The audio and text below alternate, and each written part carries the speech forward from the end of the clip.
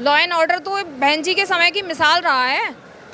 बहन जी ने तो बिना बुलडोजर के लॉ एंड ऑर्डर को विकसित किया कि नीले गमछे में बहुत लोग एजेंट जो हैं, दलाल, वो घूमते भी हैं। 300 प्लस का हमारा जो है एक आइडिया है मोटे मोटे तौर पर कि 300 से ऊपर ही रहेगा इस बार। बहुत बड़ी तादाद में ब्राह्मण समाज के लोग बसपा को ज्वाइन कर रहे हैं उसकी नीतियों से प्रभावित होकर। तो अगर वो सच्चे हृदय से मान्यवर काशीराम जी को मानते तो ना तो प्रमोशन में आरक्षण के बिल का विरोध करती सपा कि खुलेआम ऐसे ही प्रमोशन में जो आरक्षण का बिल था उसको ऐसे फाड़ दिया जाता। जो ऐसा समय आएगा कि ये जो 85% आबादी है ना, हुक्मरान भी बनेगी और सत्ता की मास्टर चाबी इसको मिलेगी। 2027 में विधानसभा के चुनाव होने जा रहे हैं और आज काशीराम साहब की जयंती है। मेरे साथ बसपा की लीडर रेखा रानी जी हैं। मैम, 27 को लेकर क्या कुछ कहेंगी? बहन जी ने तो कहा है कि हम लोग सरकार बनाने जा रहे हैं। देखिए, बहन जी कुछ भी ऐसे ही नहीं कहती बेवजह। बहन जी ने कहा है तो वो करेंगी और सरकार बनेगी। 2027 में बहन जी भी मुख्यमंत्री बनेंगी और 2029 में भारत की प्रधानमंत्री भी बनेंगी। तो बस कहा है तो वो काम होकर रहेगा। क्या ब्लूप्रिंट है आपके पास? देखिए, ब्लूप्रिंट है। अब मैं एक छोटी सी कार्यकर्ता हूँ, बहुत ज़्यादा अंदरूनी जो रणनीतियाँ हैं मुझे नहीं पता।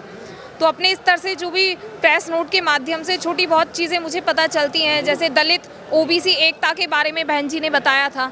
तो ज़्यादा से ज़्यादा बहुजन समाज की जो नीतियां हैं, बहन जी के किए हुए काम हैं, वो हम जगह जगह जाकर उन सभी जाति बिरादरी के लोगों को बताने का प्रयास कर रहे हैं। बहन जी ने अपने शासनकाल में जितने काम किए वो हम उन्हें बताने का प्रयास कर रहे हैं।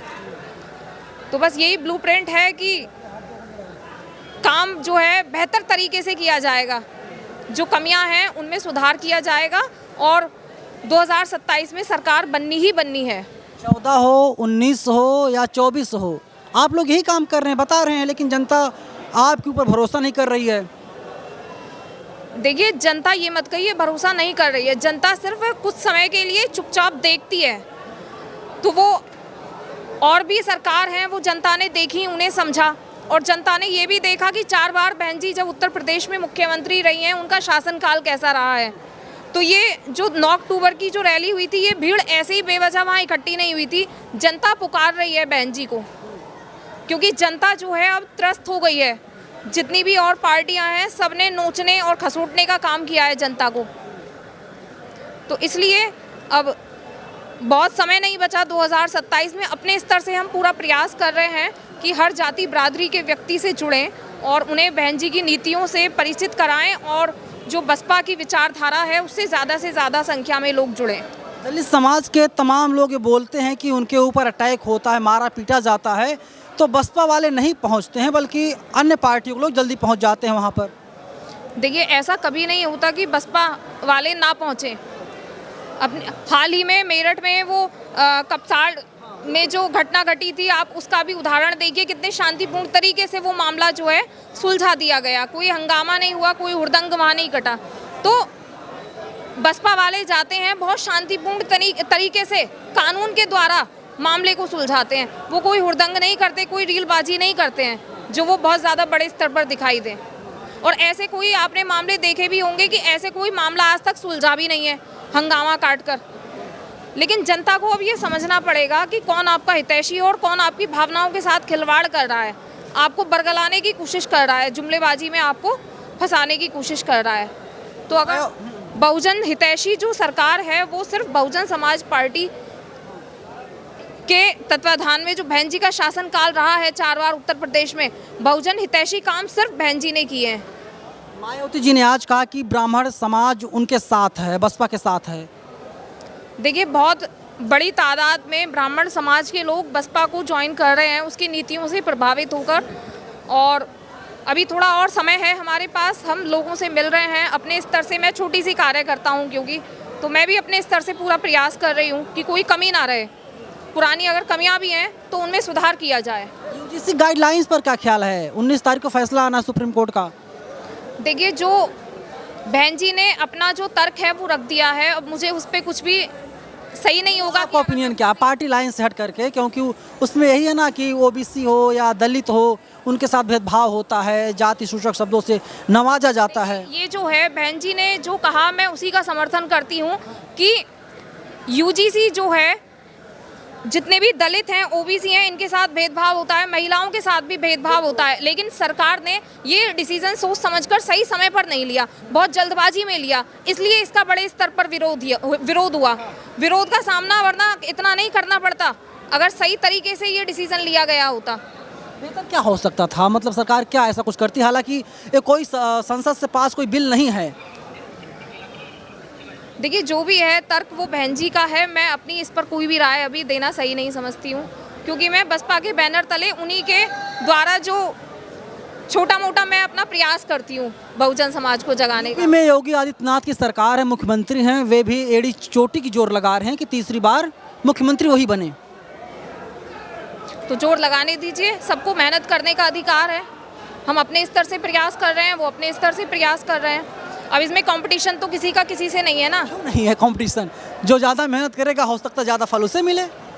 नहीं तो जनता भी तो कुछ डिसीजन लेगी कि नहीं, जनता देखेगी ना हमारा कौन है कौन, तो जनता को देखने दीजिए ना। अब जनता को इतना मैं तो ये नहीं कहूँगी ना, हमें तो अपने स्तर से जो कमियां हैं उनमें सुधार करके प्रयास करना है कि बेहतर तरीके से और काम करें, लोगों से मिलें और उन्हें अपनी नीतियों से प्रभावित करें। बस बीजेपी सरकार का दावा है कि विकास दुबे खत्म कर दिया गया, अतीक अहमद खत्म हो गया, मुख्तार अंसारी खत्म हो गया, गुंडे मवालियों को लगातार खत्म किया जा रहा है उत्तर प्रदेश से, कानून व्यवस्था बढ़िया है उत्तर प्रदेश की। तो बहन जी के समय में क्या कानून व्यवस्था बेकार थी?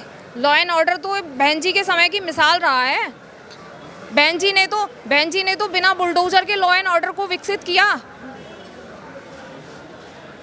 तो बहन जी का समय मुझे लगता है कि बीजेपी से बेहतर रहा है। 403 सीट है विधानसभा की उत्तर प्रदेश में, क्या लगता है आपको कितनी सीटें आ जाएंगी? देखिए लगने से कुछ नहीं होगा, हम बेहतर प्रयास कर रहे हैं। आइडिया होगा ना, मोटी मोटा आइडिया 300 प्लस का हमारा जो है एक आइडिया है मोटे मोटे तौर पर कि 300 से ऊपर ही रहेगा इस बार, अपने दम पर। बिल्कुल अपने दम पर। ये तो उसी प्रकार हो गया ना जैसे 24 में लोग बोल रहे थे कि बहन जी नेक्स्ट पीएम, अगली बार प्रधानमंत्री बहन जी हैं, इस बार प्रधानमंत्री बहन जी हैं, और पता चला कि ढांक के 3 पात। देखिए अब इस बार वो चीज़ नहीं होगी, क्योंकि पहले जनता कम जागृत थी, इस बार ज़्यादा जागृत है। भैया जी का पीडीए है, देखिए उनका जो पीडीए है ना, वो उनका पीडीए उनके हिसाब से जो होगा, लेकिन जो पीडीए असली है वो बहुजन समाज पार्टी के साथ है। वो कुछ समय से हो सकता है जागृत ना हो या सोया हुआ हो, अब उसे पता चल गया है कि हमारे पीठ पर छुरा समय समय पर किसने घोंपा है, चाहे कोई भी पार्टी हो, चाहे मान्यवर साहब के समय पर हो, बाबा साहब के समय पर हो। जो दूसरी पार्टियां हैं वो बहुजन हितैषी हो ही नहीं सकती, उन्होंने ऐसे काम ही नहीं किए कि बहुजन उनके साथ जाएं।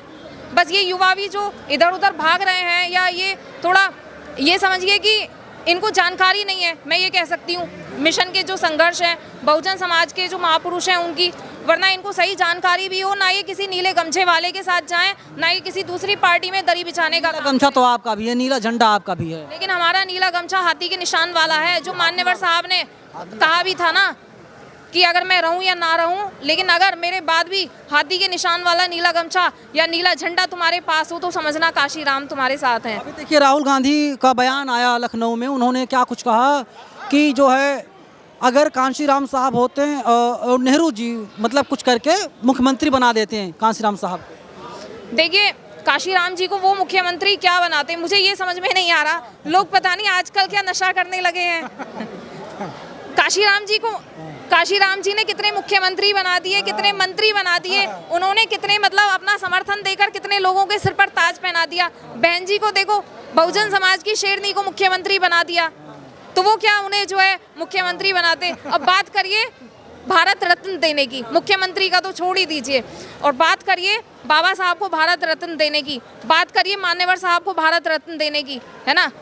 और अगर इसके दूसरी जो पार्टी है समाजवादी पार्टी है, उसकी भी बात करिए, जो वो कहती है ना कि पीडीए के हम मालिक हैं, हमारा पीडीए है, तो उनकी बात करिए आप कि वो कितना पीडीए को जो है कितना पीडीए के लिए बड़ा हृदय रखते हैं, उनकी भी सब लोग जान गए। कांग्रेस ने क्यों नहीं दिया भारत रत्न मान्यवर साहब को? देखिए कांग्रेस ने इसलिए नहीं दिया क्योंकि वो बहुजन हितैषी है ही नहीं, कभी भी उन्होंने कभी नहीं सोचा कि जो ये 85% आबादी है ये हुक्मरान बने, इसके सिर पर ताज आए, इसलिए नहीं दिया उन्होंने, ये कारण है। अखिलेश भैया आज कांशीराम जयंती मना रहे हैं और तमाम जिलों के नामों को उन्होंने ही बदला था जब मुख्यमंत्री बने थे। देखिए, किसी भी महापुरुष को जब हम पूजते या मानते हैं ना, तो उससे अगर हमें प्रेम है, उसकी विचारधारा को हमने अपनाया है, तो उसके प्रति हमें दिखावा करने की मुझे लगता है कोई ज़रूरत नहीं पड़ती है। तो अगर वो सच्चे हृदय से मान्यवर काशीराम जी को मानते, तो ना तो प्रमोशन में आरक्षण के बिल का विरोध करती सपा कि खुलेआम ऐसे ही प्रमोशन में जो आरक्षण का बिल था उसको ऐसे फाड़ दिया जाता। जितने भी बहुजन महापुरुषों के नाम पर जिले हैं, उनके नाम हटाने से, भाई महापुरुष तो सबके हैं, क्या उनके लिए वो महापुरुष सम्मान के लायक नहीं है? तो नाम हटाने का क्या ज़रूरत थी? तो अब ये फिर ये जो नौटंकी है कि मान्यवर साहब पीडीए का हवाला देते हैं बार बार, या मान्यवर साहब की जयंती मना रहे हैं, तो ये सब चुनावी एक जो है, ये समझिए प्रोपेगेंडा है कि ये 85% आबादी के बिना किसी की सरकार नहीं बनती है, गमछा भी डालना मजबूरी है, और बाबा साहब का फोटो हाथ में लेकर चलना भी, संविधान लेना भी हाथ में अब मजबूरी बन गई है। तो ये बहुजनों की पावर है। और आप ये मत कहिएगा कि एक सीट वाली जो ये बहुजन समाज पार्टी है, क्योंकि अंत में सब यही कहते हैं कि लोग जो है एक सीट वाली बहुजन समाज पार्टी है, अपने दम से बोलते हैं। हाँ, उमाशंकर सिंह अपने दम पे। तो देखिए, सब लोग तरह तरह की बहन जी के लिए भी कटाक्ष करते हैं, क्योंकि इनके पास कोई और मुद्दा रहता नहीं है, बस कोई कमी चाहिए हम लोगों को पकड़ने की। बहुजन समाज जलन इतनी क्यों है? क्यों बसपा सत्ता में नहीं है? ना मुख्यमंत्री बसपा का, ना प्रधानमंत्री बसपा का, ना राष्ट्रपति बसपा का। देखिए, जलन रहने के आप पूरा तैयार होकर आए हैं शायद। कोई तैयारी नहीं की है। देखिए, जलन के पीछे कारण ये है कि ऐसा समाज जो सदियों से पीड़ित था, शोषित था, जो सिर उठाकर चल भी नहीं सकता था, जिसके गले में हांडी थी और पीठ के पीछे झाड़ू थी, उसने अपने 4 बार मुख्यमंत्री बना दिए हैं। तो जलन का सबसे बड़ा कारण तो होगा ना। और मैं ऐसे समाज से आती हूँ जहाँ लड़कियों को पढ़ने का अधिकार नहीं था, मैं गाड़ी में बैठकर आई हूँ अब अच्छे कपड़े पहनकर। तो जलन के पीछे देखो बहुत सारे कारण हैं। एक ऐसा समय था जब पकवान नहीं खा सकते थे, खाना नहीं खा सकते थे। आज हम कितनी अच्छी लाइफ को जी रहे हैं। वो बात अलग है कि सब नहीं जी रहे हैं, कुछ चंद मुट्ठी भर लोग ही जी रहे हैं, लेकिन बदलाव होगा। जो मुख्य धारा में अभी भी नहीं आए ना, तो ऐसा समय आएगा कि ये जो 85% आबादी है ना, हुक्मरान भी बनेगी और सत्ता की मास्टर चाबी इसको मिलेगी। विश्वास रखिए आप। सवाल है कि लोग कहते हैं कि बहन जी किसी के ऊपर भरोसा नहीं करती हैं, डर लगता है उन्हें। जिनके ऊपर भरोसा किया उन्होंने धोखा दिया, चाहे नसीमुद्दीन सिद्दीकी हो, चाहे स्वामी प्रसाद मौर्य हो, या चाहे कोई और नेता हो, चाहे जो है गौतम जी हो, जो वित्त मंत्री थे।